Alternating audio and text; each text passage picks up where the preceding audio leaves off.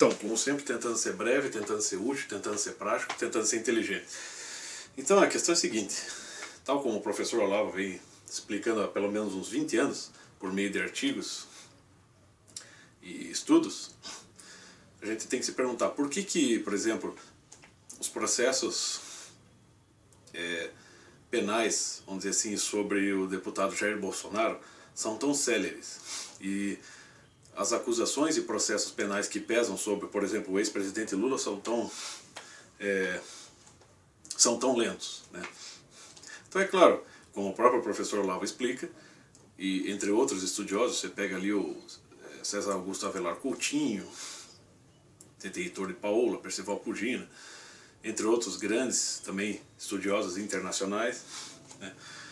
Você tem assim, a esquerda de fato está sempre, vamos dizer, um passo à frente, né, nos processos, né, sobretudo dentro vamos dizer, da vida política e dos movimentos ideológicos existentes por toda parte.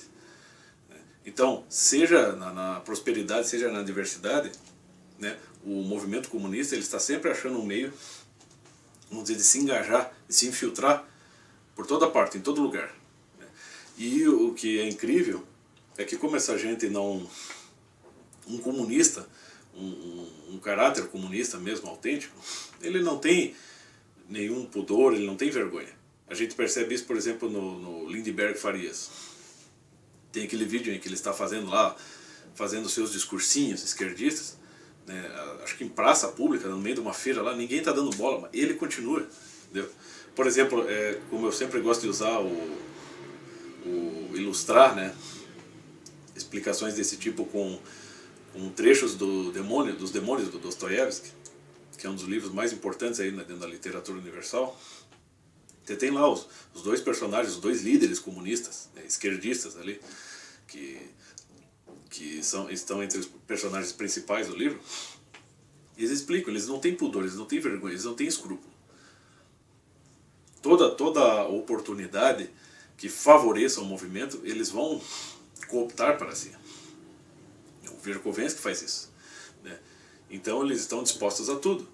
Alguns vão até as últimas consequências. Outros podem até, vamos dizer assim, se manter em uma determinada posição. Por exemplo, congelarem-se, né?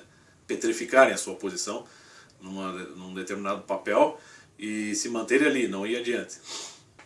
Mas mesmo assim, mesmo petrificados, eles vão sempre dar apoio àquelas pessoas que vão adiante, aquelas pessoas que, assim como um trem desgovernado, vão invadindo tudo. Então é claro que a coisa é sempre perigosa. Claro que aqui no Brasil, por exemplo, você já tem lá o projeto que visa restabelecer o voto impresso, que é da autoria do deputado Jair Bolsonaro, já está sendo barrado no Supremo Tribunal. Quer dizer, é claro que isso é toda uma tentativa de tentar alijá-lo da disputa presidencial. Quer dizer, basta aparecer um conservador, ou pelo menos auto-intitulado conservador, para que a coisa vá se agitando de todas as maneiras. Você tem agitações violentas e irracionais de um lado, você tem agitações um pouco mais inteligentes e articuladas do outro, você tem dentro do próprio, né, das casas do Congresso, você tem lá uma série de manipulações ocorrendo nesse sentido, você tem a demasiada flexibilização das normas da Constituição Federal. Você vê quanto tempo eles ficaram debatendo sobre o habeas corpus do ex-presidente Lula. Aquilo foi se arrastando, enquanto que o deputado Jair Bolsonaro vem sofrendo processos céleres sobre ele, né? E ele está tentando, de alguma maneira, se defender disso aí, vamos dizer, está tentando se defender desses ataques da melhor maneira que ele pode, né? E a gente percebe que ele está tenso, né? E que se ele entrar na presidência e não tiver um grupo maior do que o que ele tem para apoiá-lo, pode ser que ele seja massacrado lá dentro. Eu tenho a impressão que esse pessoal esquerdista mais, vamos dizer, aquele pessoal mais quadradão, eles devem olhar o Jair Bolsonaro como, sei lá, um Trump, um um tipo engomadinho como a imagem do falecido presidente Kennedy, né? John F. Kennedy. É estranho, né, que sempre que num país onde se estabelece uma cultura que é em grande parte socialista e que faz apologia a todo tipo de democracias e utopias,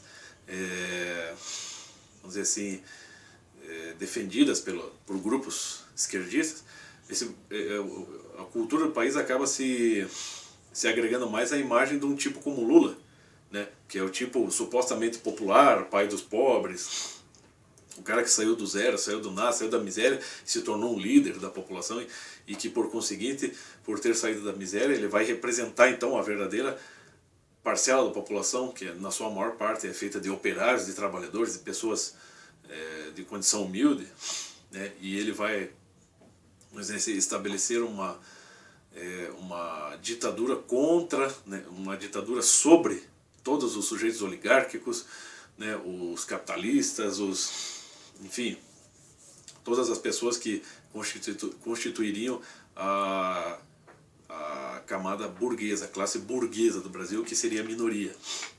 Então, é como o próprio professor Olavo explica, uma boa parte da população ainda pensa por clichê. Muitas pessoas que, inclusive, que eu conheço e que até apoiam o Jair Bolsonaro, elas têm ainda essa mentalidade de que realmente os ricos é que mandam, os ricos, né, que a economia do país e até a cultura, ela é gerida por pessoas de elite, por pessoas, por grupos de burgueses, por grupos de capitalistas, enfim, que ditam as normas e o que as pessoas vão ter que fazer, quando na verdade, né, ou seja, o que seria uma espécie de totalitarismo, quando na verdade a intenção totalitária está dentro dos movimentos de esquerda. Olha, qualquer pessoa que tenha, que nem eu, assim, que tenha um mínimo de informação, que estude um pouquinho, você pega lá o primeiro capítulo das 6 lições do Ludwig von Mises. Quando ele explica sobre o capitalismo, ele fala o rei do aço, o rei do chocolate, né, o rei dos automóveis, enfim, esses grandes capitalistas vamos dizer, fundam grandes multinacionais, eles não estão regendo o mundo, eles estão servindo o mundo. Porque uma boa parte dos trabalhadores que trabalham mesmo nessas grandes indústrias multinacionais também são seus clientes. Eles também usufruem daquilo que produzem. Agora, no capítulo 2 das 6 lições, quando Ludwig von Mises explica sobre o socialismo, também ele é extremamente simples e didático. Ou seja, você tem lá, num país socialista, por exemplo, um tipo como Van Gogh sequer teria chance de se tornar um artista, porque ele seria, o Estado, né, o perseguiria, o consideraria como louco e o trancaria numa cela, num manicômio qualquer. Isso é o básico que as pessoas têm que entender, né? Ali ele está enunciando, vamos dizer assim, as ideias chaves, ou seja, vamos dizer, a definição essencial da coisa. E é claro que hoje, ao longo do tempo, ao longo das décadas e dos séculos, a coisa vai mudando. Você vai tendo uma mistura, né? Uma certa comunhão entre comunismo e capitalismo, né? Ou seja, mas em geral são movimentos de esquerda que vêm corromper e cooptar, né, as intenções das grandes indústrias, das grandes multinacionais, dos grandes empresários, né? E que vão, de certa forma, para lucrar mais, vão se juntar às esquerdas e ajudá-las a fazer propaganda dos seus objetivos, né? Daí você tem uma corrupção semeada por todos os lados. E isso exatamente é o que o PT fez aqui no Brasil. Você não tem só corrupção em termos de desvio de dinheiro, você tem corrupção nos meios culturais, você tem corrupção nos meios institucionais, né? Você tem a formação de minorias ideológicas, de grupos de minorias que estão reivindicando os seus direitos, né? Daqui a pouquinho vão surgir aí os pedófilos fazendo movimentos a favor da pedofilia, né? Aliás, isso já tem, mas isso vai se intensificar cada vez mais, né? Os movimentos pró-aborto, pró-liberação das drogas, tudo isso tende a estabelecer uma espécie de anarquia. Mas é claro que a anarquia não funciona. Então quem que vai pôr uma ordem nessa anarquia? O socialismo, que é, no fim das contas, uma sombra do movimento comunista, né, que vai estabelecer que um sistema totalitário que vai gerir tudo isso aí, né, que vai botar ordem em tudo isso aí, ou seja, que vai procurar pensar pelas pessoas, que vai determinar o que as pessoas têm que fazer. Mas antes, há necessidade de se gerar um certo caos, uma certa bagunça, para que, né, as coisas cheguem a tal ponto, né, a vida se torne insuportável, que alguém tem que vir ali para botar ordem na bagunça. E é claro que um conservador que vai procurar também não apenas botar ordem, mas vai procurar manter a sua consistência, né, moral, a sua consciência moral, e de certa forma não vai se engajar em qualquer grupo ideológico para conseguir chegar ao poder e conseguir gerir as coisas. Então ele acaba perdendo espaço. E como os movimentos, os membros de movimentos de esquerda não têm escrúpulos e já abdicaram da sua consciência moral há muito tempo, o que acontece é que eles vão conseguindo cooptar todo mundo, vão conseguindo arregimentar cada vez mais grupos a seu favor. E isso forma uma grande massa de maioria que, de certa forma, é uma força bruta também. No meio dessa força bruta vão haver pessoas muito inteligentes arquitetando, né, esquemas acessórios, mas essa força bruta que começa a se juntar no movimento de esquerda, ela se torna, vamos dizer, muito ameaçadora. Mas eu também acredito que toda a parte conservadora da população, né, que de fato é a maioria, vai conseguir, ao longo do tempo, tornar-se mais inteligente, mais acordada para a situação, mais intuitiva, mais informada, e ao longo do tempo conseguir resistir de uma maneira também inteligente a isso tudo, né? Conseguir, vamos dizer assim, rejeitar ou se defender disso, né?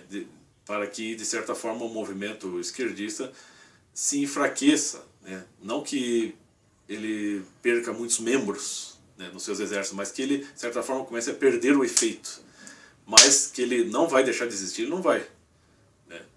Desde lá do Manifesto Comunista de Karl Marx, a coisa vai, eu acredito, vai até ao fim dos tempos, de alguma maneira ou de outra. Mas é possível detê-la. É mais ou menos assim, dá para pegar uma alegoria aqui do Senhor dos Anéis. Quando, desde lá, você pega o filme, desde lá da Sociedade do Anel, quando eles decidem quem vai portar o anel e como eles vão fazer o caminho, até chegar à Montanha da Perdição, jogar o anel no centro da montanha para que ele seja dissolvido, ou seja, para que aquela aliança com o mal seja dissolvida, até chegar lá uma série de coisas vão acontecer. Uma hora o bem perde e o mal prevalece, outra hora o bem prevalece e o mal perde, mas nenhum dos dois é anulado, né, por completo.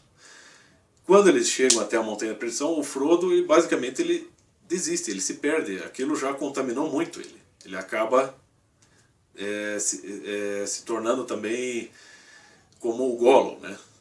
Acaba, vamos dizer assim, incidentalmente e provisoriamente se aliando ao mal.